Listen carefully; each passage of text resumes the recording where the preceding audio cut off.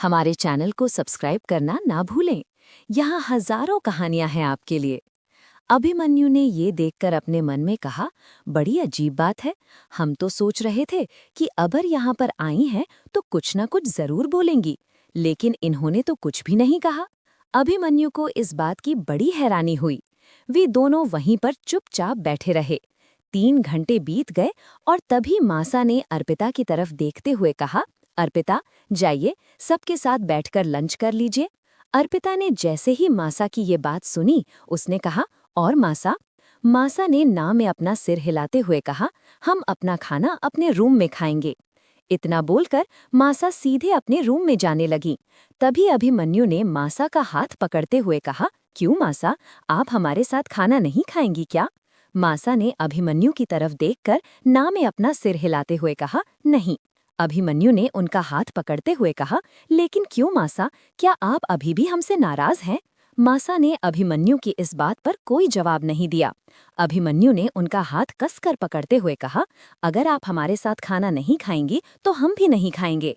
अभिमन्यु ने जैसे ही ये बात कही, मासा उसकी तरफ हैरानी से देखते हुए बोली, अभिमन्यु, यहाँ पर सब लोग मौजूद हैं, प्लीज आप बात का बतंगड़ मत बनाइए।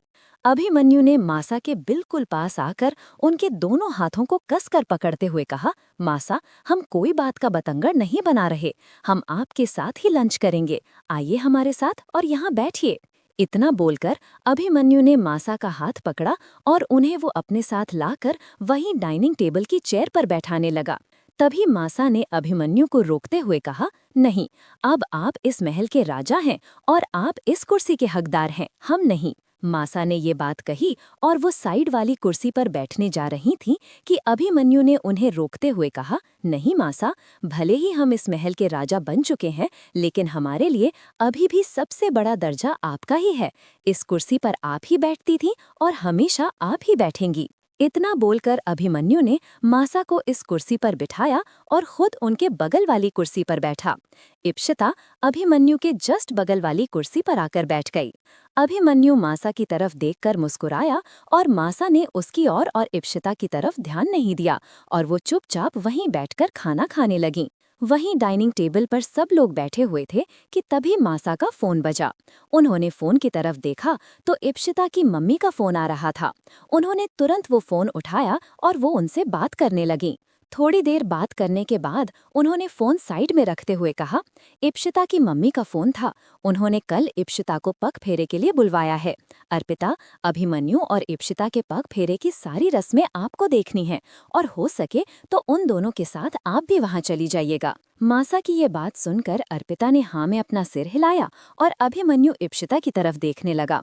सबने एक साथ बैठकर लंच किया और थोड़ी ही देर में अर्पिता ने इप्सिता का हाथ पकड़ते हुए कहा, भाभी सा, आप थक गई होंगी ना, चलिए हम आपको आपके रूम में छोड़ आते हैं। अर्पिता इप्सिता को उसके रूम में लेकर जा ही रही थी कि तभी अभिमन्यु की बुआ ने उसे रोकते हुए कहा, अरे अभी थोड़ी देर को हमें नई बहू रानी से बात करने दो, तुम तो तुरंत ही अपनी भाभी सा को कमरे में लेकर जा रही हो, थोड़ा हम भी तो उनसे बात करें। अभिमन्यु ने अपनी बुआ सा की ये बात सुनी और वो अर्पिता की तरफ देखने लगा। अर्पिता ने इप्सिता को वहीं पर बैठा दिया। अभिमन्यु वहीं बैठा हुआ था कि तभी बुआ सा ने अभिमन्यु को छेड़ते हुए कहा, क्या बात है राजा साहब, आप तो अपनी रानी सा को छोड़कर कहीं जैसे जाना ही नहीं चाहते हैं। हम तो सोच रहे थे कि आपकी रानी सा से हम अकेले में कुछ बात करेंगे। अभिमन्यु ने जैसे ही ये बात सुनी, उसने कहा, अकेले में क्यों बुआ सा, हमारे सामने बात करने में कोई परेशानी है क्या? अभिमन्यु की ये बात सुनकर पल्लवी उसे घूरते हुए देखने लगी और तभी समर्थ ने अभिमन्यु की तरफ देखते हुए कहा, इधर आओ, मुझे तुमसे कुछ बात करनी है। जैसे ही अर्पिता की नजर समर्थ पर गई और उसने देखा कि वो अभिमन्यु को बात करने के लिए बुला रहा है, अर्पिता ने अभिमन्यु के पास आकर कहा, भाई सा, यहीं भाभी सा के पास रुकिए, हम थोड़ी देर में आते हैं। अभिमन्यु ने हाँ में अपना सिर हिलाया और अर्पिता तुरंत समर्थ की तरफ गई। उसने समर्थ का हाथ पकड़ते हुए कहा, प्लीज समर्थ। समर्थ ने अर्पिता को इस तरह अपना हाथ पकड़ते देखकर मुस्कुराते हुए कहा, क्या बात है, आप हमें इस तरह से यहाँ क्यों लेकर आई हैं? अर्पिता ने समर्थ की तरफ देखते हुए कहा, आप भाईसा से क्या बात करने जा रहे हैं अभी? समर्थ ने जैसे ही अर्पिता के चेहरे पर टेंशन देखी, उसने अर्पिता की कमर में अपना हाथ डाला और उसे अपने करीब खींचते हुए कहा, हमने तो आपसे कल रात में ही कहा था ना कि हम सुबह ही अभिमन्यु से बात करेंगे, तो हम उनसे हमारे बारे में बात करने जा रहे हैं। और वैसे भी सबसे पहले हम अभिमन्यु को ही तो बताएंगे कि हम आपसे कितना प्यार करते हैं। अर्पिता ने समर्थ का हाथ अपनी कमर पर से हटाते हुए कहा, क्या कर रहे हैं आप? अभी आपको भाईसा से बात नहीं करनी चाहिए। समर्थ ने जैसे ही अर्पिता की ये बात सुनी, उसने थोड़ा हैरान होते हुए कहा, क्यों? अगर अभी हम उससे बात नहीं करेंगे तो फिर कब करेंगे? अर्पिता ने समर्थ की तरफ देखा और तभी उसे ऐसा लगा कि वहाँ कोई आ रहा है। उसने समर्थ का हाथ पकड़ा और उसे किचन की तरफ लेकर गई। वहाँ इस टाइम कोई भी नहीं था। उसने समर्थ की आंखों में आंखें डालकर देखते हुए कहा, समर्थ, हम जानते हैं कि आप भाईसा को ये बात बताने के लिए बहुत ज्यादा एक्साइटेड हो रहे हैं, लेकिन आपको ऐसा नहीं लगता कि अभी कल ही भाईसा की रिसेप्शन थी और उसके बाद आज मुंह दिखाई हुई है? अगर आप अभी हमारे बारे में भाईसा से बात करेंगे तो ये कुछ ज्यादा जल्दबाजी नहीं हो जाएगी? जैसे ही समर्थ ने अर्पिता के मुंह से ये बात सुनी तो उसने तुरंत ना में अपना सिर हिलाते हुए कहा, नहीं, हमें नहीं लगता कोई भी जल्दबाजी हो रही है, और वैसे भी आप नहीं जानती हमने कब से इस दिन का इंतजार किया है। अर्पिता समर्थ की आंखों में अपने लिए एक अलग ही प्यार देख पा रही थी। उसकी आंखों में प्यार से ज्यादा एक तड़प नजर आ रही थी, और वो तड़प शायद अर्पिता के लिए ही थी। अर्पिता ने जब उसे महसूस किया तो उसने समर्थ के गाल पर अपना हाथ रखकर उसके गाल को बड़े प्यार से सहलाते हुए कहा, हम जानते हैं समर्थ, आप हमसे बहुत प्यार करते हैं और आप भाईसा से भी बात कर लेंगे, लेकिन हमें नहीं लगता कि आज आपको भाईसा से इस बारे में कोई भी बात करनी चाहिए। और वैसे भी अभी भाभीसा के साथ वो अपना क्वालिटी टाइम स्पेंड कर रहे हैं, और कल भाभीसा का पग फेरा भी है और उसके लिए भी हमें काफी सारी तैयारी करनी है। अगर आपने अभी भाईसा से इस बारे में बात की तो वो थोड़े से टेंशन में ना आ जाएं, और वैसे भी अभी भाभीसा के साथ वो अपना क्वालिटी टाइम स्पेंड कर रहे हैं और कल पग फेरा भी है और उसके लिए भी हमें काफी सारी तैयारी करनी है।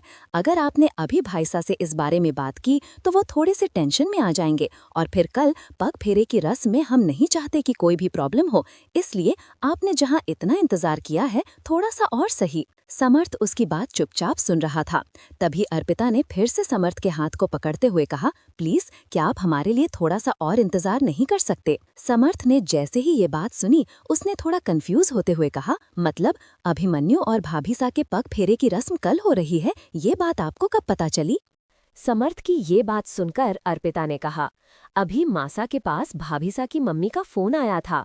उन्होंने कल ही पगफेरे के लिए बुलाया है और हमें भी काफी तैयारी करनी है, इसीलिए हम अभी आपको मना कर रहे हैं। और अभी इतने सारे मेहमान भी घर में हैं, अगर उनमें से किसी के भी कान में बात पड़ी तो लोग हमें ही बुरा भला बोलेंगे। अर्पिता की ये बात सुनकर समर्थ ने तुरंत अर्पिता के चेहरे पर अपना हाथ रखते हुए कहा, क्यों? आपको भला कोई क्यों बुरा भला बोलेगा? और किसकी इतनी हिम्मत हो गई कि हमारे सामने कोई आपको कुछ कह पाए? अब तो हम आप पर किसी की नजर क्या, एक उंगली भी नहीं उठने देंगे। अर्पिता समर्थ की ये बात सुनकर काफी ज्यादा खुश हो गई और उसने समर्थ के हाथ को पकड़ते हुए कहा, तो फिर ठीक है, एक बार भाभीसा और भाईसा के पगफेरे की रस्म हो जाए, उसके बाद आप भाईसा से बात कर लीजिएगा। ओके? समर्थ ने अर्पिता की ये बात सुनी और उसने अर्पिता के माथे को चूमते हुए कहा, जैसा आपको ठीक लगे, अगर आप ऐसा चाहते हैं तो हम ऐसा ही करेंगे। अर्पिता समर्थ को देखकर खुश हो गई और जिस तरह से उसने अभी उसके माथे को चूमा था, उसे देखकर अर्पिता की दिल की धड़कनें काफी ज्यादा तेज हो गई थीं। तभी अर्पिता को किचन में किसी के आने की आहट सुनाई दी और उसने तुरंत समर्थ को खुद से दूर करते हुए कहा, कोई आ रहा है। समर्थ ने भी किचन के दरवाजे की तरफ देखा और उसे वहां पर किसी के आने की परछाई नजर आने लगी। समर्थ तुरंत फ्रिज की तरफ घूम गया और उसने फ्रिज से बोतल निकाली और पानी पीने लगा। अर्पिता वहीं किचन के सिंक की तरफ अपना मुंह करके खड़ी हो गई। तभी किचन में महल का एक नौकर आया और उसने उन दोनों को नहा पर देखा। वो सीधे किचन से सामान उठाकर चुपचाप बिना कुछ बोले वहां से बाहर चला गया। To be continued. हमारे चैनल को सब्सक्राइब करना न भूलें। यहाँ हजारों कहानियां हैं आपके लिए। वहीं दूसरी तरफ नंदिनी अपनी मॉम और उदय की मम्मी के साथ बैठी थी। उदय की मम्मी ने कहा, हमने रानी सा से बात तो कर ली है, अब कल वो पग फेर की रस्म के लिए अभिमन्यु और इप्शिता को भेज भी देंगी। हमें अब कल की काफी सारी तैयारी करनी होगी। जैसे ही उन्होंने ये बात कही, नंदिनी ने हाँ में अपना सिर हिलाते हुए कहा, मम्मी जी आप बिल्कुल परेशान मत होइए, मैं आपकी पूरी मदद करूंगी। आप मुझे बता दीजिए बस मुझे क्या करना है। नंदिनी की मॉम ने भी उनकी तरफ देखते हुए कहा, बिल्कुल, अभी हम यहाँ पर हैं तो हम सब साथ मिलकर काम कर लेंगे। उदय की मम्मी ने जैसे ही ये बात सुनी, उन्होंने उन दोनों की तरफ देखकर मुस्कुराते हुए कहा, how sweet of you, but आप दोनों को कुछ भी करने की जरूरत नहीं है, सारा काम घर के नौकर कर लेंगे। आप लोगों ने इतना बोल दिया, यही हमारे लिए काफी है। नंदिनी की मॉम ने जैसे ही उनकी ये बात सुनी, उन्होंने कहा, लेकिन सुहासिनी जी, मैं ये कह रही थी कि इप्शिता को हमारे हाथ का मटर पनीर बहुत अच्छा लगता है, तो क्या मैं उसके लिए अपने हाथों से वो एक डिश बना सकती हूँ? सुहासिनी जी ने मुस्कुराते हुए कहा, ये भी कोई पूछने वाली बात है। आप अगर इतने प्यार से इप्शिता के लिए कुछ बनाना चाहती हैं, तो हम भला आपको क्यों मना करेंगे? आप उसके लिए बना सकती हैं, आपको जो भी बनाना हो, आई डोंट माइंड। उनकी ये बात सुनकर नंदिनी की मॉम खुश हो गई और फिर पग फेर की रस्म की तैयारी में लग गईं। दूसरी तरफ इप्शिता सामने रखे हुए अपने कल के कपड़ों को देख रही थी और तभी अभिमन्यु पीछे से आकर उसे बैक हग करते हुए बोला, क्या बात है इप्शिता, क्या सोच रही हैं आप? इप्शिता ने अभिमन्यु के हाथ पर अपना हाथ रखते हुए कहा, कुछ नहीं, बस यही कपड़े देख रही थी जो कल पग फेर में हमें पहनना है। अभिमन्यु ने इप्शिता की ये बात सुनी और वो इप्शिता के करीब आकर बोला, शादी के बाद पहली बार अपने घर जा रही हैं, काफी एक्साइटेड लग रही हैं आप, है ना? इप्शिता ने अभिमन्यु की ये बात सुनकर कुछ नहीं कहा और तभी अभिमन्यु ने इप्शिता के गाल पर किस करते हुए कहा, अच्छा, वैसे आप हमें ये बताइए, आप अभी जब नीचे थीं तो हमें ऐसा लग रहा था कि आप किसी बात को लेकर थोड़ी परेशान हो रही थीं। क्या चल रहा है आपके दिमाग में? इप्शिता ने अभिमन्यु की बात सुनी और तुरंत ना में सिर हिलाते हुए कहा, नहीं तो, हम बिल्कुल परेशान नहीं हैं। आपको ऐसा क्यों लगा? वो तो बस हम इतने सारे लोगों के साथ बैठे हुए थे ना, तभी हमारा थोड़ा सा जी घबरा रहा था, इसलिए, क्योंकि हमें ज्यादा भीड़-भाड़ पसंद नहीं है, इसीलिए हम थोड़े से अनकंफर्टेबल हो रहे थे। बाकी हम परेशान किसी चीज को लेकर नहीं हैं, आप बिल्कुल टेंशन मत लीजिए। अभिमन्यु ने जैसे ही इप्शिता के मुंह से ये बात सुनी, वो उसका चेहरा अपनी तरफ करते हुए बोला, ओके, अगर आप परेशान नहीं हैं तो फिर हम आपको थोड़ा सा कुछ परेशान करें। इप्शिता ने जैसे ही उसकी ये बात सुनी, वो समझ गई कि अभिमन्यु क्या कहने की कोशिश कर रहा है। इप्शिता ने तुरंत अभिमन्यु का हाथ अपनी कमर पर से हटा दिया और वो अपना चेहरा दूसरी तरफ घूमते हुए बोली, नहीं, कोई जरूरत नहीं है हमें परेशान करने की, जाइए, जाकर चेंज करके आइए, हम भी जब तक अपना सामान समेट लेते हैं। इतना बोलकर इप्शिता अपने सामान को समेटने के लिए झुकी, तभी अभिमन्यु ने इप्शिता का हाथ पकड़कर उसे अपने करीब खींचते हुए कहा, आपको अभी भी ऐसा लगता है कि हम आपके ये बहाने सुनेंगे? इप्शिता अभिमन्यु की आंखों में आंखें डालकर देख रही थी, उसे अभिमन्यु की आंखों में शरारत साफ नजर आ रही थी। इप्शिता ने ना में अपना सिर हिलाते हुए कहा, नहीं, आज हम कुछ भी करने के मूड में नहीं हैं, आप चेंज करके आइए, और हम वैसे भी आज बहुत थक गए हैं, काफी नींद आ रही है हमें, और सुबह के लिए भी निकलना है, इसलिए जाइए जल्दी से आप चेंज करके आइए। इतना बोलकर इप्शिता ने अपना सामान उठाया और उसे लेकर बेड से हटने लगी। अभिमन्यु उसकी बात सुनकर सीधे चेंज करने के लिए क्लोजेट की तरफ चला गया। इप्शिता ने उसे जाते हुए देखा और वो मन ही मन मुस्कुराई। उसने धीमी आवाज में कहा, अभिमन्यु को जब पहली बार देखा था तो हमने बिल्कुल भी नहीं सोचा था कि वो इतने ज्यादा रोमांटिक हो सकते हैं, क्योंकि हमें आज भी उनसे मिली हुई अपनी पहली मुलाकात याद है। हमने तो उन्हें एक घमंडी कुंवर समझा था, पर कहते हैं ना, किसी को भी पहली मुलाकात में जज नहीं करना चाहिए। अभिमन्यु वैसे बिल्कुल भी नहीं है। इप्शिता ये सोच सोचकर मुस्कुराती जा रही थी, तभी अभिमन्यु वॉशरूम से चेंज करके बाहर आया। उसने इप्शिता को इस तरह अपनी सोच में डूबा देखकर उसके बगल में आकर कहा, इप्शिता, क्या सोच रही हैं आप? इप्शिता ने जैसे ही अभिमन्यु की आवाज सुनी, वो उसकी तरफ देखकर बोली, कुछ नहीं, बस ऐसे ही। अभिमन्यु ने इप्शिता के चेहरे पर अपना हाथ रखा और उसके बिल्कुल करीब जाते हुए कहा, हमारे बारे में सोच रही थी ना? इप्शिता ने जैसे ही अभिमन्यु के मुंह से ये बात सुनी, उसने मन में कहा, इन्हें कैसे पता चला? इप्शिता के चेहरे पर हैरानी देखकर अभिमन्यु ने कहा, आप यही सोच रही हैं ना कि हमें ये बात कैसे पता चली? इप्शिता ने तेजी से ना में सिर हिलाते हुए कहा, नहीं, हम ऐसा कुछ नहीं सोच रहे थे। अभिमन्यु उसकी तरफ मुस्कुराने लगा और वो उसके बिल्कुल करीब जाकर उसकी गाल पर किस करते हुए बोला, हमें पता है आप हमारे बारे में ही सोच रही थीं और आप ये बात मानेंगी नहीं क्योंकि हम आपको बहुत अच्छी तरह से समझ चुके हैं। इप्शिता ने जैसे ही अभिमन्यु की बात सुनी वो बिल्कुल हैरान हो गई। उसने ना में सिर हिलाया और वो चुपचाप बेड पर लेट गई। अभिमन्यु उसे इस तरह बेड पर लेटते देख धीरे धीरे उसके करीब गया। उसने इप्शिता के पास आकर कहा, कोई बात नहीं, अगर आप हमारे बारे में सोच भी रही थीं तो आप आराम से सोच सकती हैं। वैसे भी अब तो हम आपके हस्बैंड हैं, आप हमें जितना सोचेंगी उतना कम है। इतना बोलकर अभिमन्यु मुस्कुराने लगा और इप्शिता अभिमन्यु को अपनी इतनी नजदीक देखकर काफी ज्यादा ब्लश कर रही थी। अभिमन्यु ने इप्शिता के हाथ को अपने हाथ में लिया और उसकी उंगलियों में अपनी उंगलियां फंसाकर उसके बिल्कुल करीब आकर उसके होठों पर अपने होंठ रख दिए। वो बड़ी ही सॉफ्टली इप्शिता के होठों को किस करने लगा। इप्शिता अभिमन्यु की किस को फील कर रही थी और वो अभिमन्यु की आंखों में आंखें डालकर देखने लगी।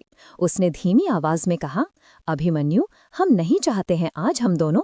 इप्शिता बोल ही रही थी कि अभिमन्यु ने उसके होठों पर अपनी उंगली रखी और धीरे से ना में सिर हिलाते हुए कहा, आई अंडरस्टैंड, आपको कुछ भी कहने की जरूरत नहीं है। इतना बोलकर अभिमन्यु ने इप्शिता को चुप कर दिया और वो उसके होठों पर किस करते करते धीरे से उसकी गर्दन पर किस करने लगा। इप्शिता ने अपनी आंखें कसकर बंद कर लीं और वो अभिमन्यु के होठों को अपनी गर्दन पर महसूस कर रही थी।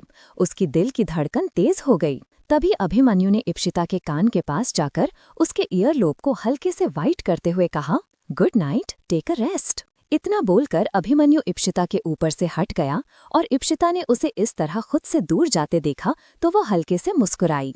अभिमन्यु उसके बगल में आकर लेट गया। अभिमन्यु इप्शिता के बिना कुछ बोले ही उसकी मन की बात समझ गया था। इप्शिता इस बात से काफी ज्यादा खुश हो रही थी कि बिना कुछ बोले ही अभिमन्यु उसके जज्बातों को समझ गया। इप्शिता को बड़ी खुशी हो रही थी और वो अभिमन्यु को बड़ी ही प्यार भरी नजरों से देख रही थी। अभिमन्यु ने उसकी तरफ देखा और मुस्कुराते हुए कहा, अब अगर आप हमें इतनी प्यार भरी नजरों से देखेंगी तो हमारा मन करेगा कि हम आपके और भी करीब आ जाएं और फिर हम अपने आप को रोक नहीं पाएंगे। इप्शिता उसकी ये बात सुनकर हैरानी से उसकी तरफ देखने लगी और तभी अभिमन्यु ने कहा, आंखें बंद करिए और सो जाइए। इतना बोलकर अभिमन्यु इप्शिता के करीब आया। उसने अपने हाथों से इप्शिता की आंखों को छुआ और इप्शिता ने अपनी आंखें बंद कर लीं। अभिमन्यु ने इप्शिता को अपनी बाहों में भर लिया और वे दोनों एक दूसरे की बाहों में सो गए। वहीं दूसरी तरफ उदय और नंदिनी भी सारी तैयारी करने के बाद अपने बेडरूम में आ चुके थे। उदय चुपचाप बेड पर लेटा हुआ था, वहीं नंदिनी को नींद नहीं आ रही थी और वो अपने सारे नए कपड़ों को निकालकर सोफे पर रखे हुए थे। वो गहरी सोच में डूबी हुई थी। उदय बहुत देर से नंदिनी को इस तरह सारे कपड़े सोफे पर बिखेरते हुए देख रहा था। वो उठकर नंदिनी के पास आया और उसे बैक हग करते हुए कहा, क्या बात है, हम इतनी देर से देख रहे हैं नंदिनी, आपको घूरते हुए देख रहे हैं। आखिर बात क्या है? अगर आप किसी चीज को लेकर कंफ्यूज हैं तो हमें बताइए। नंदिनी ने कहा, एक्चुअली हम सच में बहुत कंफ्यूज हो गए हैं। हमें समझ नहीं आ रहा है कि इनमें से कल कौन सा कपड़ा पहनना है।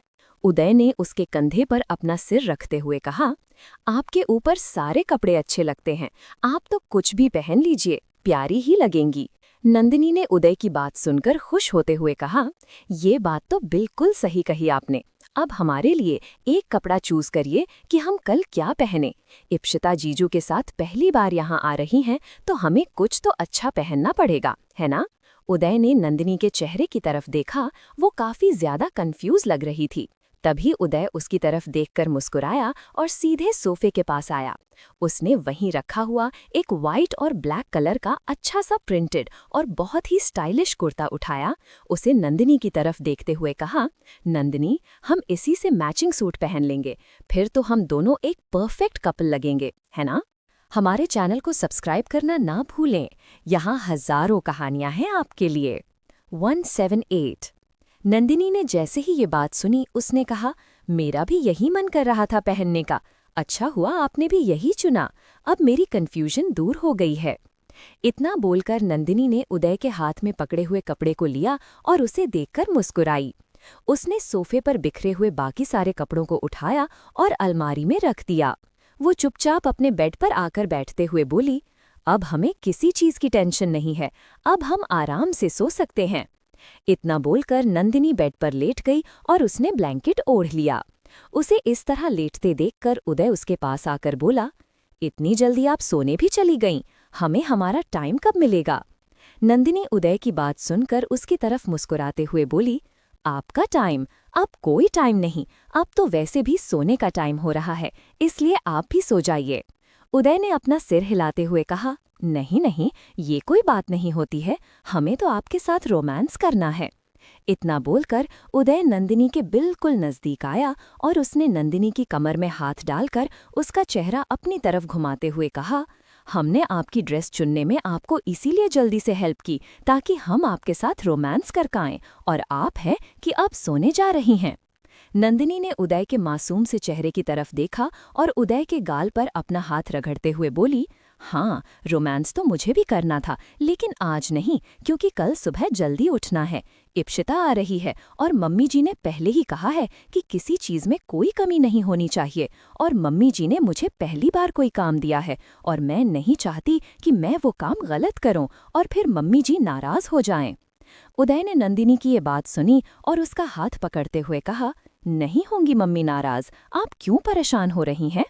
इतना बोलकर उदय नंदिनी को किस करने के लिए आगे बढ़ा और नंदिनी ने उदय के होठों पर अपनी उंगली रखते हुए कहा, नहीं, आज नहीं।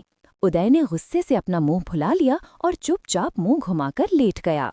तभी नंदिनी ने उदय की कमर में अपना हाथ डाला और उसकी पीठ पर अपना हाथ रगड़ते हुए कहा, कोई मुझसे नाराज हो गया है क्या? उदय ने नंदिनी की बात सुनी और केवल सिर हिला दिया। नंदिनी बेड से उठी और उदय का चेहरा घुमाकर उसके चेहरे की तरफ देखने लगी। वो बिल्कुल बच्चों की तरह मुंह बनाकर लेटा हुआ था। नंदिनी ने उसे अपनी तरफ घुमाया और बेड से उठकर उदय के ऊपर आकर लेट गई। उसने उदय के सीने पर अपना सिर रखते हुए कहा, आपको कोई हक नहीं है कि आप हमसे नाराज हों, मैं आपको नाराज होने ही नहीं दूंगी। इतना बोलकर नंदिनी ने उदय के दोनों गालों पर अपना हाथ रखा और उसके होठों पर किस करने लगी। उदय ने नंदिनी की कमर पर अपना हाथ रखा और उसकी तरफ देखकर मुस्कुराते हुए उसे किस करने में उसका साथ देने लगा। तभी नंदिनी ने उदय के कान के पास जाकर कहा, सो जाएं, बाकी का रोमांस बाद में करेंगे। इतना बोलकर नंदिनी ने उदय के गाल पर किस किया और उसके सीने पर ही सिर रखकर यूं ही लेटी लेटी सो गई। उदय ने भी नंदिनी को अपने ऊपर से नहीं हटाया, बल्कि छोटे बच्चे की तरह उसे कस कर पकड़ लिया। उसने अपने और नंदिनी के ऊपर ब्लैंकेट डाला और मुस्कुराते हुए उसकी तरफ देखने लगा। थोड़ी ही देर में वे दोनों ही सो गए। अगले दिन सुबह राजमहल में अभिमन्यु और इप्शिता के जाने की तैयारी चल रही थी। वे दोनों तैयार होकर सीधे अपने रूम से बाहर निकले। मासा वहीं अपनी कुर्सी पर बैठी हुई थी। अभिमन्यु और इप्शिता वहां पर आकर रुके। मासा ने उन दोनों की तरफ नजर उठाकर देखा और कुछ भी नहीं कहा। तभी अभिमन्यु मासा से कुछ बोलने जा ही रहा था कि समर्थ वहां पर आया और उसने कहा, सब कुछ रेडी है? अभिमन्यु ने समर्थ की तरफ देखा और तभी उसकी नजर नरेंद्र चचा पर गई, जो डाइनिंग टेबल पर बैठकर ब्रेकफास्ट कर रहे थे। समर्थ अभिमन्यु के पास आकर बोला, क्या हुआ, कुछ सोच रहे हो क्या? अभिमन्यु ने हाँ में अपना सिर हिलाया और समर्थ का हाथ पकड़कर उसे अपने साथ साइड में ले जाते हुए बोला, समर्थ, हमें अब चाची सा और चचा सा पर जरा भी भरोसा नहीं है, और हम जा रहे हैं तो हमें ऐसा लग रहा है कि चाचा चाची कुछ ना कुछ तो जरूर करेंगे। हम उनको अभी डायरेक्टली कुछ कह नहीं सकते, इसलिए हमारे यहाँ से चले जाने के बाद तुम उन पर नजर रखना। समर्थ ने जैसे ही उसकी बात सुनी, उसने धीरे से अपना सिर हिलाते हुए कहा, तुम बेफिक्र रहो, मैं हूं यहाँ पर। इतना बोलकर समर्थ ने अभिमन्यु के कंधे पर अपना हाथ थपथपाया। तभी अभिमन्यु की नजर मासा पर गई और उसने मासा की तरफ देखते हुए कहा, मासा का भी ध्यान रखना। समर्थ अभिमन्यु को बोलते हुए देखकर कहा, तुम इतने परेशान क्यों हो रहे हो, मैं हूं ना यहाँ पर, मैं सब कुछ देख लूंगा, तुम जाओ।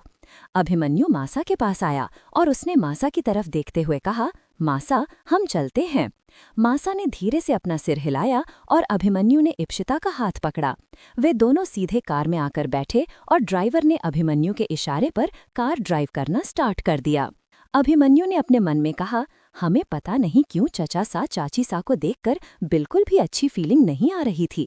हमें पता नहीं क्यों ऐसा लग रहा है जैसे वो हमारी गैर मौजूदगी में कुछ ना कुछ तो करेंगे, हमें ऐसा लग रहा है। अभिमन्यु ये बात सोच ही रहा था कि तभी उसकी नज़र इप्शिता पर गई, जो खिड़की से बाहर की तरफ देख रही थी।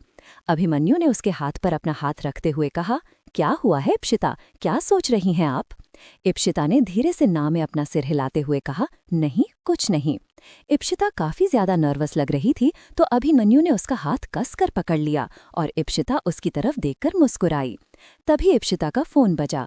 उसने जैसे ही अपने मोबाइल फोन की स्क्रीन की तरफ देखा तो उसमें नंदिनी का कॉल आ रहा था। उसने जल्दी से उसका कॉल पिकअप करते हुए कहा, हाँ हेलो नंदिनी, क्या हुआ?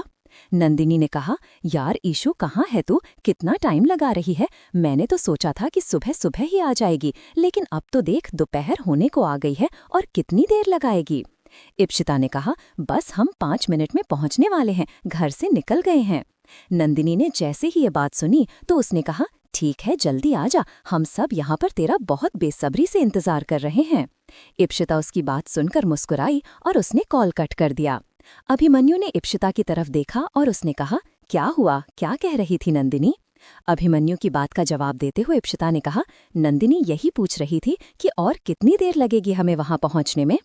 अभिमन्यु ने उसकी बात सुनकर धीमी आवाज में कहा, नंदिनी शायद आपसे मिलने के लिए कुछ ज्यादा ही एक्साइटेड हो रही हैं। इप्शिता उसकी बात सुनकर हल्के से मुस्कुराई और वापस बाहर की तरफ देखने लगी। थोड़ी ही देर में उनकी कार सीधे सूर्यवंशी हवेली के सामने रुकी। जैसे ही कार रुकी तो नंदिनी और उदय ने तेज आवाज में चिल्लाते हुए कहा, मम्मी पापा, इप्शिता आ गई। उसकी ये बात सुनते ही सब लोग हवेली के गेट के पास आकर खड़े हो गए। उदय और नंदिनी भागते हुए बाहर की तरफ गए। तब तक इप्शिता अभिमन्यु के साथ कार से बाहर निकल आई थी। जैसे ही नंदिनी ने इप्शिता को देखा तो उसने जल्दी से इप्शिता को हक करते हुए कहा, वाह क्या बात है, तुम्हारे ऊपर ये रेड कलर की साड़ी बड़ी ही सूट कर रही है, बहुत प्यारी लग रही हो। नंदिनी ने इप्शिता की तारीफ की और इप्शिता उसकी तरफ देखकर मुस्कुराने लगी। वहीं उदय अभिमन्यु के गले लगाते हुए बोला, आइए अभिमन्यु, वैसे अब तो हमें आपको जमाई सा कहना चाहिए है ना? अभिमन्यु ने उदय की बात सुनकर मुस्कुराते हुए कहा, अरे नहीं उदय, कैसी बात कर रहे हैं आप, तो हमें हमारा नाम लेकर ही बुलाए तो वही अच्छा है। अभिमन्यु और उदय एक दूसरे की तरफ देखकर मुस्कुरा रहे थे। तभी उदय ने कहा, ठीक है चलिए अंदर चलते हैं। इतना बोलकर वे चारों सामने दहलीज पर आकर रुक गए। सामने इप्शिता की मम्मी हाथ में पूजा की थाल लेकर खड़ी थी और वहीं उनके बगल में इप्शिता के पापा खड़े थे। इप्शिता ने जैसे ही उन दोनों को देखा तो इप्शिता का चेहरा थोड़ा सा उतर गया। उसके उतरे हुए चेहरे को देखकर इप्शिता के मम्मी और पापा समझ गए कि इप्शिता अभी भी उनसे नाराज है, लेकिन उन्होंने इस टाइम कुछ भी नहीं कहा और उन्होंने अभिमन्यु और इप्शिता की आरती की। उन दोनों को तिलक लगाते हुए इप्शिता की मम्मी ने कहा, आइए जमाई सा, इप्शिता बेटा अंदर आओ। इप्शिता अपनी मम्मी पापा की तरफ देख रही थी। अभिमन्यु ने इप्शिता की तरफ देखा। वो अंदर की तरफ आ रहा था। इप्शिता अभी भी वहीं खड़ी थी। तभी उदय और नंदिनी इप्शिता के बगल में आकर खड़े हुए। नंदिनी ने इप्शिता का हाथ कसकर पकड़ते हुए कहा, तुम्हारा ही घर है, अंदर नहीं चलोगी? इप्शिता ने धीरे से अपना सिर हिलाया और वो दहलीज को पार करते हुए अंदर आई। इप्शिता को अंदर आते देखकर इप्शिता के मम्मी पापा के चेहरे पर प्यारी सी मुस्कुराहट आ गई। वे लोग जैसे ही हॉल में पहुंचे तो वहीं हॉल में इप्शिता की नज़र नंदिनी की मॉम पर गई। उसने उनकी तरफ देखते हुए कहा, अरे आंटी कैसी हैं आप? सॉरी, वहां पर रिसेप्शन में तो हमें आपसे बात करने का मौका ही नहीं मिला। To be continued. हमारे चैनल को सब्सक्राइब करना ना भूलें। यहाँ हजारों कहानियां हैं आपके लिए। इप्शिता नंदिनी की मॉम से बात कर रही थी कि तभी इप्शिता की मम्मी इप्शिता के पास आई और उन्होंने इप्शिता की तरफ देखते हुए कहा, इप्शिता बेटा, हम जानते हैं आप अभी भी हमसे नाराज हैं और आपने हमें माफ नहीं किया है, लेकिन हम सच में अपने किए पर बहुत पछता रहे हैं। सच बताएं तो हमें बिल्कुल भी अंदाजा नहीं था कि हम जो कुछ भी कर रहे हैं वो इतना ज्यादा गलत होगा। हमें अपनी गलतियों का एहसास हो गया है, प्लीज हमें माफ कर देना। इप्शिता उनकी बात चुपचाप सुन रही थी। अभिमन्यु ने इप्शिता के चेहरे की तरफ देखा। सभी लोग इप्शिता की तरफ देख रहे थे कि आखिर इप्शिता उनकी बात का क्या जवाब देगी। तभी नंदिनी इप्शिता के बगल में आकर बैठी और उसने इप्शिता का हाथ पकड़ते हुए कहा, ईशु, मम्मी जी ने मुझे एक्सेप्ट कर लिया है और उन्होंने अपनी गलती भी मान ली है, तो अब मुझे लगता है तुम्हें भी उन्हें माफ कर देना चाहिए। कब तक तुम उनसे इस तरह नाराज रहोगी? इप्शिता ने जैसे ही ये बात सुनी तो उसने अपनी मम्मी की तरफ देखा। उनकी आंखों में आंसू भरे थे। तभी वो इप्शिता के पास आई और उन्होंने अपने दोनों हाथ जोड़ते हुए कहा, प्लीज इप्शिता, अपनी मम्मी को माफ कर दो। क्या तुम हमें एक दूसरा मौका नहीं दोगी? जैसे ही उन्होंने अपने हाथ जोड़े तो इप्शिता उठकर खड़ी हो गई और उसने अपनी मम्मी का हाथ पकड़ते हुए कहा, नहीं मम्मी, आपको ऐसा कुछ भी करने की जरूरत नहीं है, हमने आपको माफ कर दिया है। इप्शिता ने ये बात कही तो नंदिनी उसकी तरफ देखकर मुस्कुराने लगी। इप्शिता की मम्मी उसे गले लगाने जा ही रही थी कि तभी इप्शिता चुपचाप वापस अभिमन्यु के बगल में बैठ गई। इप्शिता के पापा ने उनके कंधे पर हाथ रखा और सब लोग इप्शिता और अभिमन्यु की खातिरदारी में लग गए। इप्शिता नंदिनी और नंदिनी की मम्मी से बातें करने में बिजी हो गई। उदय अभिमन्यु के साथ बातें कर रहा था। तभी सुहासिनी जी ने सबकी तरफ देखते हुए कहा, काफी देर हो गई है, हम सब एक साथ लंच कर लेते हैं। सुहासिनी जी के इतना बोलते ही नंदिनी उठकर खड़ी हो गई और उसने इप्शिता की तरफ देखते हुए कहा, चलो, इतने दिनों बाद हम सब एक साथ लंच करेंगे। नंदिनी काफी ज्यादा एक्साइटेड लग रही थी। उसे इतना खुश देखकर इप्शिता मुस्कुराने लगी और वो सब एक साथ डाइनिंग टेबल पर जाकर बैठ गए। वहीं दूसरी तरफ राजवंश महल में नरेंद्र और पल्लवी अपने कमरे में थे। पल्लवी ने नरेंद्र के बगल में बैठते हुए कहा, अब तो ये अभिमन्यु राजा बन गया है, अब तो हमें नहीं लगता हम उसका कुछ भी बिगाड़ पाएंगे। हमने बिल्कुल भी नहीं सोचा था कि हमें इस तरह से अभिमन्यु के सामने इतनी बुरी हार का सामना करना पड़ेगा। नरेंद्र पल्लवी की बात चुपचाप सुन रहा था। उसके हाथ में सिगरेट थी और वो चुपचाप अपनी आंखें बंद करके सिगरेट को पी रहा था। पल्लवी ने जब देखा कि वो उसकी बात का कोई जवाब नहीं दे रहा है तो वो उसके बगल में बैठे हुए बोली, आप हमारी बात सुन भी रहे हैं या नहीं? हम कुछ कह रहे हैं आपसे। नरेंद्र ने पल्लवी को घूर कर देखते हुए कहा, सब सुन रहे हैं हम, और आपको क्या लग रहा है पल्लवी, हमें इस बात की जरा भी टेंशन नहीं है, बल्कि हम आपसे ज्यादा परेशान हैं और हमें नहीं समझ आ रहा कि हम अब करें तो करें क्या, कैसे हम अभिमन्यु को हरा पाएंगे। क्योंकि अब तो जब वो राजा सा बन गया है तो एक तरह से देखा जाए तो सारी प्रॉपर्टी सब कुछ अब उसके नाम हो गई है। हमारे हाथ तो कुछ भी नहीं लगने वाला और हम ऐसे कैसे और कब तक उसके टुकड़ों पर पलते रहेंगे। बस बहुत हो गया, अब हमें कुछ न कुछ बड़ा सोचना होगा और हम वही सोच रहे हैं कि हम अभिमन्यु को कैसे हराएं। पल्लवी ने नरेंद्र की बात सुनकर थोड़ा सोचते हुए कहा, अभिमन्यु को हरा पाना तो बिल्कुल भी आसान नहीं है, लेकिन अगर हम उसकी दुखती रग पर हाथ रखेंगे तो हमें लगता है हम बहुत कुछ कर सकते हैं। नरेंद्र ने जैसे ही ये बात सुनी वो अपने हाथ में पड़ी हुई सिगरेट को अपने मुंह से हटाते हुए बोला, क्या मतलब है आपका? क्या कहना चाहती हैं आप? हमें साफ साफ बताइए पल्लवी। पल्लवी के चेहरे पर शैतानियत भरी मुस्कुराहट आई और उसने कहा, अभिमन्यु सबसे ज्यादा इप्शिता से प्यार करने लगा है और हमें लगता है कि अगर इप्शिता को हम निशाना बनाते हैं तो हम अभिमन्यु से कुछ भी करवा लेंगे। जैसे ही पल्लवी ने ये बात कही तो नरेंद्र उसे घूरते हुए देखने लगा। तभी पल्लवी ने कहा, आपको हमें इस तरह से घूरने की जरूरत नहीं है, हम सच कह रहे हैं। आप खुद ही सोचिए, अगर इप्शिता की जान पर बात आती है तो अभिमन्यु उसे बचने के लिए कुछ भी करेगा, क्योंकि पिछली बार भी जब हमने इप्शिता को ही अपना टारगेट बनाया था तभी वो शादी छोड़कर भाग गया था ताकि उसे कुछ ना हो। तो सोचो, अब तो वो उसकी धर्मपत्नी बन गई है, तो अपनी पत्नी को बचाने के लिए तो कुछ भी करेगा। नरेंद्र पल्लवी की बात सुनकर कुछ सोचने के बाद अपने दांत पीसते हुए बोला, और हाँ, जब उसे पता चल जाएगा कि हम ये सब कुछ फिर से उसके खिलाफ प्लान कर रहे हैं, उसे 1 मिनट नहीं लगेगा हमें वापस जेल भिजवाने में। और पिछली बार भी जब हम जेल गए तो आपके हाथ में तो इतना भी पावर नहीं था कि आप हमें जेल से बेल दिला पाए। इसलिए अपना दिमाग चलाना बंद करिए, हम ही कुछ सोचते हैं। पल्लवी ने उसकी ये बात सुनी और वो अपना सिर नीचे झुकाकर बैठ गई और उसने दोबारा नरेंद्र से कुछ नहीं कहा। तभी नरेंद्र के दिमाग में खुराफाती आइडिया आया और उसने कहा, हमें ऐसा लग रहा है इस बार हमें इप्शिता को नहीं बल्कि भाभी सा को या फिर अर्पिता को अपना निशाना बनाना चाहिए। इतना बोलकर वो कुछ सोचने लगा। तभी पल्लवी ने कहा, क्या करने वाले हो आप? नरेंद्र ने पल्लवी की बात का कोई जवाब नहीं दिया और वो बस शैतानियत से मुस्कुराने लगा। वहीं दूसरी तरफ सूर्यवंशी हवेली में सब लोग खाना खाने के बाद बैठे थे। तभी इप्शिता की मम्मी ने खीर अभिमन्यु के सामने लाकर रखी। अभिमन्यु ने इप्शिता की मम्मी की तरफ देखते हुए कहा, आंटी जी, इतना सब कुछ खिला दिया आपने, अब तो पेट में जरा सी भी जगह नहीं बची है। नंदिनी उसकी ये बात सुनकर मुस्कुराने लगी। तभी इप्शिता की मम्मी ने कहा, अरे जमाई सा, कैसी बातें कर रहे हैं आप? अभी हमने आपकी खातिर करना शुरू ही नहीं किया। अभिमन्यु ने जैसे ही उनकी बात सुनी तो उसने ना में अपना सिर हिलाते हुए कहा, अरे नहीं, इससे ज्यादा आप लोगों को और कुछ करने की जरूरत नहीं है। और वैसे भी आप सब हमें जमाई सा की तरह ट्रीट मत करिए। हम तो सिर्फ यहाँ पर इप्शिता के हस्बैंड की तरह रहना चाहते हैं और हम यही चाहते हैं कि आप लोग हमें वैसे ही ट्रीट करें जैसे आप उदय को करते हैं।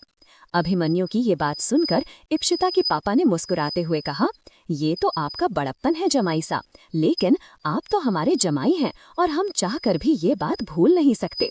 इसलिए आप हमें हमारी खातिर करने दें और वैसे भी आपका हक है और हमारा सौभाग्य। इप्शिता अपने पापा और मम्मी की तरह देखकर हल्का सा मुस्कुराई। अभिमन्यु भी उनकी तरफ देखकर मुस्कुराने लगा और सब ने एक साथ मीठा खाया। और खाना खाने के बाद थोड़ी देर और इधर उधर की बातें करने के बाद अभिमन्यु उठकर खड़ा हुआ और उसने कहा, अच्छा ठीक है, अब हमको इजाजत दीजिए, हमें अब चलना चाहिए। ये बात सुनकर नंदिनी ने उसकी तरफ देखते हुए कहा, क्या जीजू, अभी थोड़ी देर पहले तो आए थे, इतनी जल्दी हम आपको नहीं जाने देंगे। कम से कम रात का डिनर तो करके जाइए।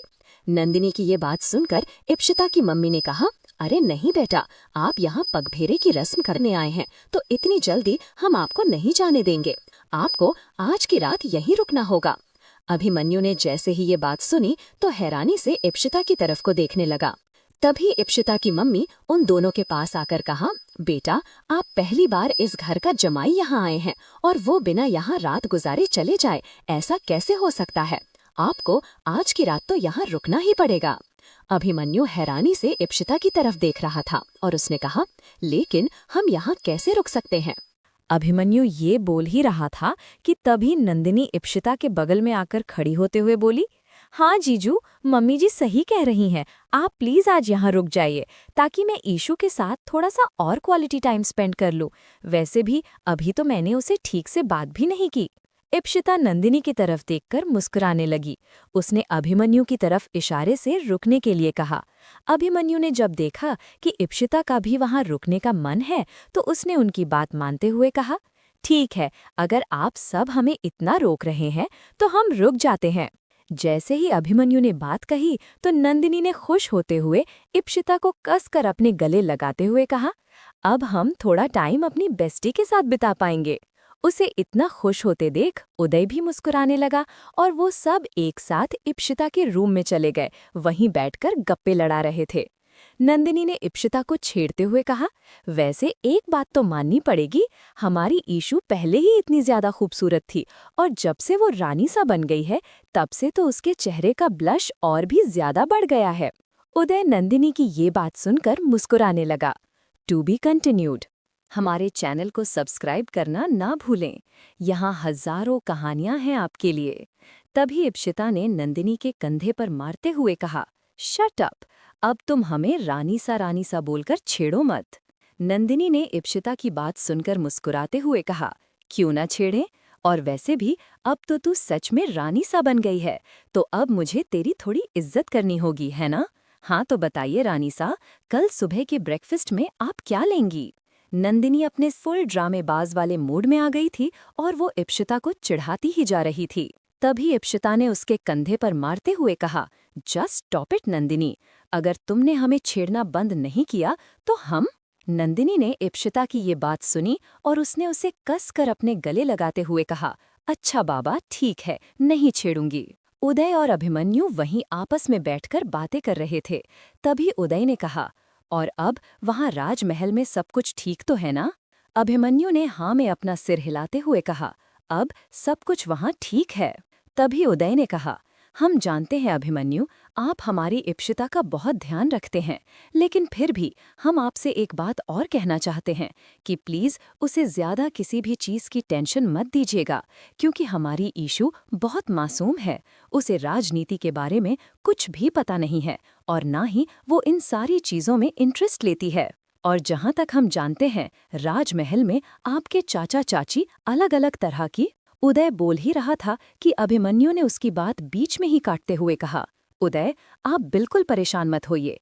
इप्सिता अब हमारी जिम्मेदारी है और हम उनसे इतना प्यार करते हैं कि अब कोई भी उनकी तरफ एक नज़र उठाकर भी नहीं देख सकता है। उनकी पूरी सेफ्टी की जिम्मेदारी हमारी है, आप बस हम पर भरोसा रखिए। उदय अभिमन्यु की बात सुनकर थोड़ा रिलैक्स हो गया और उससे बाकी की बातें करने लगा। वहीं नंदिनी ने इप्सिता का हाथ पकड़ा और उसे उदय और अभिमन्यु से दूर खींचकर बालकनी में लेकर आकर खड़ी हो गई। उसने इप्सिता का हाथ पकड़ते हुए कहा, मुझे तुमसे कई सारी बातें करनी थीं, लेकिन मैं उदय और जीजू के सामने ये सारी बातें नहीं कह सकती, इसलिए तुम्हें यहाँ लेकर आई हूँ। अब तुम मुझे ये बताओ कि तुम्हारी फर्स्ट नाइट कैसी थी। नंदिनी ने जैसे ही इप्सिता से ये बात पूछी, इप्सिता का चेहरा बिल्कुल लाल हो गया। नंदिनी ने जैसे ही इप्सिता के लाल चेहरे को देखा, वो उसकी तरफ देखते हुए बोली, कम ऑन यार, मैं तेरी बेस्ट फ्रेंड हूँ, तुम मुझसे इतना क्या शर्मा रही हो। इप्सिता ने नंदिनी की बात सुनकर कहा, शर्मा नहीं रही हूँ, और क्यों बताऊँ मैं तुझे अपनी फर्स्ट नाइट के बारे में। तूने मुझे बताया कभी अपनी फर्स्ट नाइट के बारे में? जब हम मुंबई में थे तब भी तूने मुझे इस बारे में कुछ नहीं बताया था और अब मुझसे पूछ रही है। जैसे ही इप्सिता ने ये बात कही, नंदिनी उसकी तरफ देखकर बोली, अरे तुमने कभी पूछा ही नहीं तो मैं क्या बताती। वो दोनों एक दूसरे की तरफ देखकर मुस्कुराने लगीं। तभी नंदिनी ने इप्सिता का हाथ पकड़ते हुए कहा, ठीक है, पहले तू अपने फर्स्ट नाइट के बारे में बता, फिर उसके बाद मैं भी बताऊंगी। वो दोनों एक दूसरे के साथ ही अपनी फर्स्ट नाइट की बात कर रही थीं। तभी उदय और अभिमन्यु दोनों बालकनी में आए। उदय ने उन दोनों की तरफ देखते हुए कहा, क्या बात है, क्या बातें हो रही हैं आप दोनों के बीच। जैसे ही नंदिनी ने उदय की आवाज सुनी, वो बोलते बोलते चुप हो गई और उदय की तरफ देखते हुए कहा, कुछ नहीं, हम तो बस अपनी फर्स्ट। नंदिनी बोलने जा ही रही थी कि इप्सिता ने जल्दी से उसका हाथ पकड़ते हुए कहा, कुछ नहीं, हम तो बस ऐसे ही बातें कर रहे थे। इतना कहकर इप्सिता ने नंदिनी को आंखें दिखाई और नंदिनी इप्सिता की तरफ देखकर चुप हो गई। उदय ने जैसे ही नंदिनी के मुंह से फर्स्ट शब्द सुना, वो हैरानी से उसे घूरते हुए देखने लगा। तभी उसने नंदिनी का हाथ पकड़ते हुए कहा, अच्छा, बहुत देर हो गई है, चलो अब इप्सिता और अभिमन्यु को आराम करने देते हैं। नंदिनी ने उदय की बात सुनी और उसने ना में सिर हिलाते हुए कहा, लेकिन मुझे ईशू से और बात करनी थी। उदय ने नंदिनी का हाथ पकड़ते हुए कहा, नहीं, वैसे भी वो दोनों काफी थक गए हैं, चलिए नंदिनी। इतना कहकर उसने नंदिनी का हाथ पकड़ा और उसे अपने करीब खींचकर कान के पास आकर धीमी आवाज में कहा, आप भी कमाल करती है नंदिनी, उन दोनों को थोड़ा एक साथ टाइम स्पेंड करने दीजिए, या आप ही ईशू से बात करती रहेंगी। नंदिनी ने जैसे ही उदय की बात सुनी, वो उसकी तरफ देखकर मुस्कुराने लगी। तभी उदय ने उसका हाथ पकड़ते हुए कहा, चलिए। नंदिनी ने धीरे से सिर हिलाते हुए कहा, ओके, ठीक है, हम चलते हैं। इतना कहकर उदय और नंदिनी दोनों उसके कमरे से बाहर निकल गए। इप्सिता वहीं बालकनी पर खड़ी थी। तभी अभिमन्यु ने उसे बैक हग करते हुए कहा, क्या हुआ आपको, नींद नहीं आ रही क्या इप्सिता। इप्सिता ने धीरे से ना में सिर हिलाया। तभी अभिमन्यु इप्सिता के कान के पास जाकर धीमी आवाज में बोला, नींद नहीं आ रही है तो। इतना कहते ही अभिमन्यु इप्सिता की गर्दन पर किस करने लगा। इप्सिता ने जैसे ही अभिमन्यु के होठों को अपनी गर्दन पर महसूस किया, उसने अभिमन्यु का हाथ पकड़ते हुए कहा, नहीं, हमें नींद आ रही है, चलिए चलकर सोते हैं। इतना कहकर इप्सिता बेड की तरफ जाने लगी। तभी अभिमन्यु ने उसका हाथ पकड़कर उसे अपने करीब खींचा और उसकी कमर में अपना हाथ डालते हुए कहा, अभी तो आप कह रही थीं कि आपको नींद नहीं आ रही, और अब जब हम रोमांस के मूड में हैं तो आपको नींद आने लगी, ये तो ठीक नहीं है। इप्सिता ने जैसे ही अभिमन्यु की बात सुनी, वो धीमी आवाज में बोली, रोमांस हम घर पहुंचकर करेंगे, यहाँ पर अभी अच्छा नहीं लगता। अभिमन्यु ने जैसे ही इप्सिता की ये बात सुनी, उसने उसके करीब जाकर कहा, क्यों, अब हम यहाँ पगफेरे की रस्म पूरी करने आए हैं तो इतना तो कर ही सकते हैं। इतना कहकर अभिमन्यु ने इप्सिता को अपनी गोद में उठा लिया और सीधे उसे बेड की तरफ ले गया। उसने जैसे ही इप्सिता को बेड पर लिटाया, इप्सिता उसकी तरफ देखकर मुस्कुराने लगी। इप्सिता को इस तरह मुस्कुराते देखकर अभिमन्यु ने इप्सिता के होठों के करीब जाकर उसके होठों को किस करना शुरू किया और उसने अपना हाथ बढ़ाकर रूम की लाइट्स ऑफ कर दी। वहीं दूसरी तरफ उदय नंदिनी को अपने रूम में लेकर आया और उसने नंदिनी की कमर को पकड़ते हुए कहा, नंदिनी, आप सच में बिल्कुल ही नासमझ हैं। नंदिनी ने जैसे ही उदय की ये बात सुनी, उसने अपना मुंह फुलाते हुए कहा, नहीं, हम नासमझ नहीं हैं। एक्चुअली हम इप्सिता से बात करने में इतने ज्यादा एक्साइटेड हो गए थे कि हमने सोचा ही नहीं कि उन दोनों को थोड़ा क्वालिटी टाइम स्पेंड करने दें। नंदिनी इतना बोल ही रही थी कि उदय ने नंदिनी की कमर पर अपना हाथ कसते हुए उसे अपने करीब खींचकर कहा, ठीक है, आप बहुत समझदार हैं। इतना कहकर उसने उसके गाल पर किस कर लिया। नंदिनी उसे इस तरह किस करते देखकर हल्के से मुस्कुराई। उदय ने नंदिनी के कान के पास जाकर धीमी आवाज में कहा, अब हम भी थोड़ा सा अपना क्वालिटी टाइम स्पेंड कर लें। नंदिनी ने जैसे ही उदय की बात सुनी, उसने ना में सिर हिलाते हुए कहा, नहीं, हम बहुत थके हैं। उदय ने नंदिनी की तरफ देखा। नंदिनी बेड की तरफ जा ही रही थी कि उदय ने नंदिनी को कस कर पकड़ते हुए कहा, आज कोई बहाना नहीं सुनूंगा मैं, कल भी आपने ऐसे ही बहाना बनाया था। इतना कहकर उदय ने नंदिनी के दोनों गालों पर अपना हाथ रखा और उसे बड़े प्यार से किस करने लगा। नंदिनी ने भी उदय के चेहरे की मुस्कुराहट को देखा तो वो उदय को रोक नहीं पाई। वहीं दूसरी तरफ समर्थ और अर्पिता महल के गार्डन में बैठे हुए थे और दोनों आपस में एक दूसरे से अपने फ्यूचर के बारे में बात कर रहे थे। समर्थ ने अर्पिता का हाथ पकड़ते हुए कहा, कल अभिमन्यु जैसे ही वापस आएगा, हम सबसे पहले उससे हमारे बारे में ही बात करेंगे। अर्पिता ने उसकी बात सुनकर तुरंत सिर हिलाते हुए कहा, हाँ बिल्कुल, क्योंकि हम वैसे भी नहीं चाहते कि भाईसा को ये बात कहीं और से पता चले और फिर वो हम दोनों से नाराज हो जाएं। अर्पिता की बात सुनकर समर्थ ने ना में सिर हिलाते हुए कहा, अरे नहीं, वो हमसे नाराज नहीं होगा। वो आपसे बहुत प्यार करता है और आप बिल्कुल बेफिक्र रहिए। हम कल ही उसे ये सारी बातें बताएंगे और उसके बाद हम अपने घर में भी जाकर सबको ये बात बता देंगे। फिर बहुत जल्दी हम दोनों शादी के पवित्र बंधन में बंध जाएंगे। अर्पिता ने जैसे ही समर्थ की बात सुनी, वो काफी इमोशनल हो गई। समर्थ ने उसे अपने गले लगाते हुए कहा, और फिर हम आपको यहाँ से अपने घर ले चलेंगे और वहाँ पर हम अपनी एक नई जिंदगी की शुरुआत करेंगे। अर्पिता समर्थ की बातें सुनकर बहुत ही ज्यादा रिलैक्स हो गई थी और उसने भी समर्थ के सीने पर अपना सिर रख दिया। समर्थ ने वहीं गार्डन में ही बैठकर उसे अपनी बाहों में भर लिया।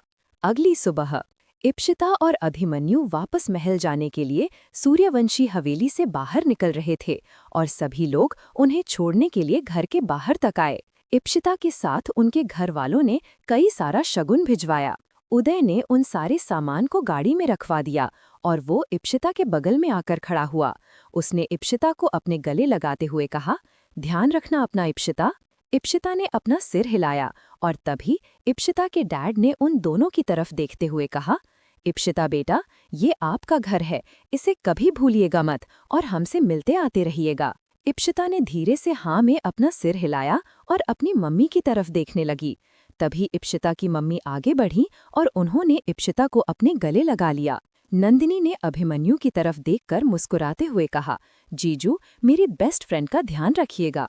अभिमन्यु ने सिर हिलाते हुए कहा, हाँ जरूर, अब हम चलते हैं।